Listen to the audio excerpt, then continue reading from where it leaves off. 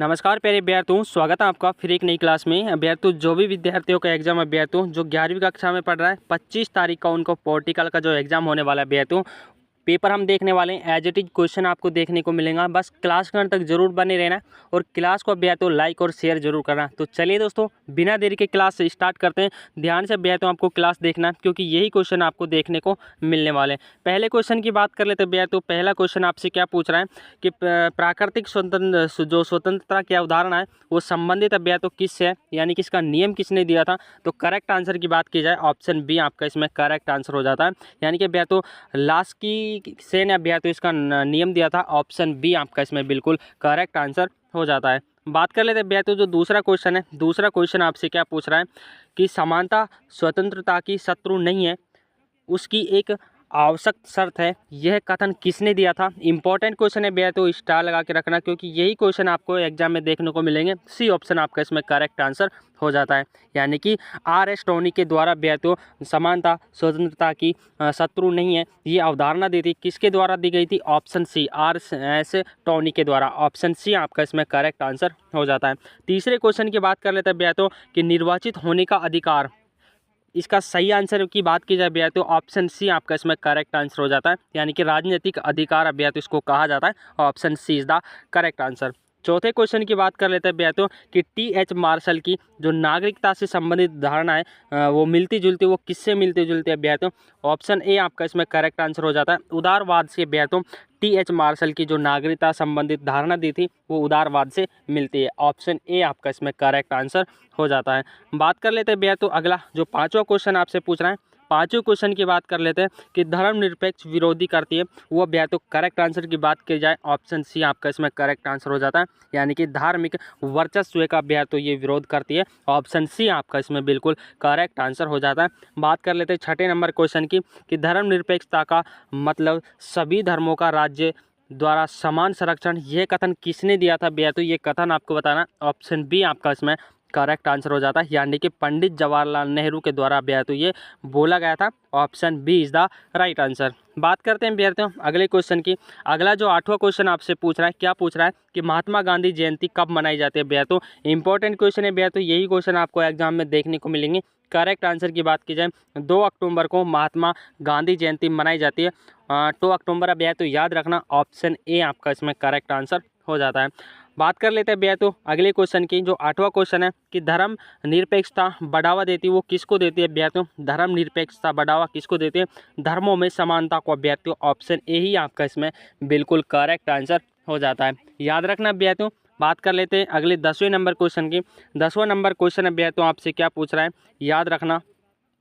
10वां number question भैया तो आपसे पूछ रहा है कि विकास का मानदंड जो सर्वाधिक निर्भर करता है वो किस पर करता है, ऊर्जा पर भैया तो ये निर्भर करता है। ऑप्शन सी विकास का मॉडल सर्वाधिक निर्भर करता है ऊर्जा पर। ऑप्शन सी आपका इसमें बिल्कुल करेक्ट आंसर हो जाता है। याद रखना भैया तो यही क्वेश्चन आपको एग्जाम में देखने को मिलेंगे।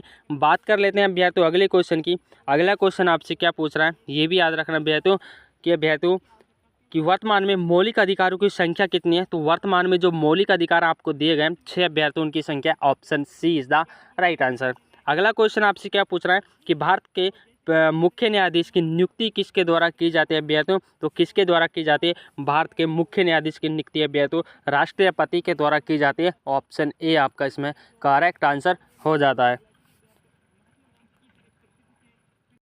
अगले क्वेश्चन की बात कर लेते हैं भैया तो अगला क्वेश्चन आपसे क्या पूछ रहा है, याद रखना।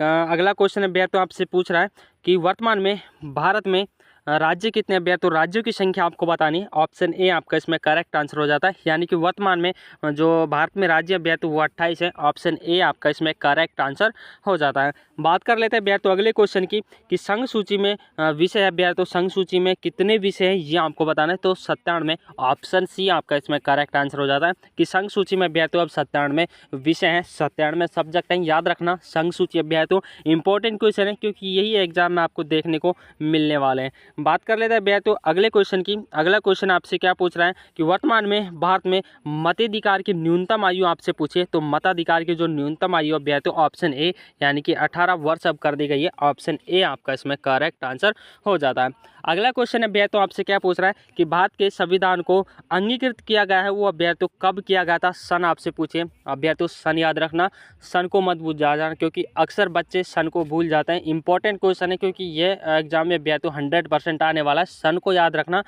तो ए ऑप्शन आपका इसमें करेक्ट आंसर हो जाता है यानी कि 26 जनवरी 1949 को भारत का जो संविधान है उसको अंगीकृत किया गया था, यानी कि जो बनकर तैयार हो गया था अभ्यर्थियों और इसको अपनाया गया था वो 26 जनवरी 1949 को जो भारत का संविधान है इसको अपनाया गया था। दोस्तों इंपॉर्टेंट क्वेश्चन होने वाला है, चैनल को जरूर सब्सक्राइब कीजिए, बस वीडियो को एक लाइक जरूर करके जाना क्योंकि इतनी मेहनत आपके लिए करते हैं। बात कर लेते हैं भैया तो अगले क्वेश्चनों की। अगला क्वेश्चन है भैया तो आपसे क्या पूछा है, रिक्त स्थान है भैया तो आपसे पूछी गई है, रिक्त स्थानों की पूर्ति करें। परिसीमन आयोग का गठन है भैया तो जो परिसीमन आयोग है इसका गठन किसके द्वारा होता है भैया तो ये आपको बताना है। तो पहले में अभ्यर्थी आपका क्या हो जाएगा कि परिसीमन आयोग का गठन अभ्यर्थी आपसे पूछा है। याद रखना परिसीमन आयोग का जो गठन है वो कौन करता है अभ्यर्थी, तो परिसीमन आयोग का गठन अभ्यर्थी राष्ट्रपति के द्वारा किया जाता है। राष्ट्रपति आप इसमें भर लीजिएगा। दूसरे क्वेश्चन की बात कर लेते हैं कि भारत का राष्ट्रपति सरकार का खालिस्तान प्रधान होता है, तो प्रधान आपको बताना है, राज्य आपका इसमें करेक्ट आंसर हो जाता है। तीसरे की बात कर रहे थे भैया तो तीसरा आपसे क्या पूछ रहा है कि ग्राम पंचायत के मुखिया को क्या कहा जाता है। ग्राम पंचायत के मुखिया को खालिस्तान क्या कहा जाता है, प्रधान अभ्यर्थी कहा जाता है। और अभ्यर्थी गांव का जो जिला स्तर के शासन को क्या कहा जाता है, स्थानीय शासन अभ्यर्थी उसको कहा जाता है। भीमराव अम्बेडकर ने खालिस्तान संविधान का जो हृदय आत्मा कहा था अभ्यर्थी वो आपको बतानी है। तो इस क्वेश्चन का अभ्यर्थी आपको कमेंट में आंसर जरूर देना, किस किस को ये याद है, मैं अभ्यर्थी आपको देखना चाहता हूँ। अगला क्वेश्चन आपसे क्या पूछा है कि नागरिकता से संबंधित प्रावधान संविधान के किस भाग में बेहतू, तो सेकंड सूची में बेहतू याद रखना, दूसरी सूची में। और प्लेटो की प्रसिद्ध पुस्तक का नाम रिपब्लिक अभ्यर्थी इसका प्लेटो की जो प्रसिद्ध पुस्तक है रिपब्लिक आपका उसमें करेक्ट आंसर हो जाता है। तो दोस्तों अगले पेपर के लिए चैनल को जरूर सब्सक्राइब करें क्योंकि यहाँ पर आपको वही मैटर दिया जाएगा जो आपके एग्जाम में अभ्यर्थी एज इट इज छपने वाला है। तो वीडियो को एक लाइक और एक दोस्त को अभ्यर्थी शेयर करना है। एक लाइक तो अभ्यर्थी इतनी मेहनत आपके लिए करते हैं, बस एक लाइक वीडियो को जरूर करके जाना। मिलते हैं अभ्यर्थी अगली क्लास में, तब तक के लिए जय हिंद साथियों।